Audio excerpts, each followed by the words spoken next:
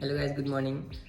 মই কালি কৈছিলোঁ যে আজি মই ট্ৰেড কৰিম আৰু মোৰ বাইচটো পুট চাইডে থাকিব আৰু সেইমতে মই পুট চাইডে আজি ট্ৰেড কৰিছোঁ। কল চাইডেও আজি ট্ৰেড বনিছে, কিন্তু মই আগবেলা পৰত ইমান ফ্ৰী নাছিলোঁ। এতিয়া 12টা চামথিং হৈছে, 12:30 বাজি গৈছে।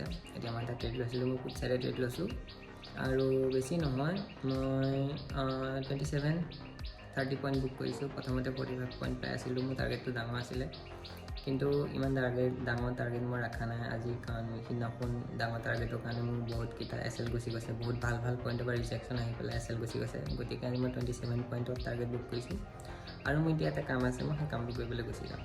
তাৰপিছত আহি পেলাই যদি মই টাইম পাওঁ ট্ৰেড কৰিম, আপোনালোকক আপডেট কৰিম। বৰ্তমানলৈকে মই এটাই ট্ৰেড কৰিছোঁ, য'ত মই 27 পইণ্ট বুক কৰিছোঁ। আৰু ভিডিঅ'টো লাষ্টলৈকে চোৱাৰ বাবে থেংক ইউ আপোনালোকক।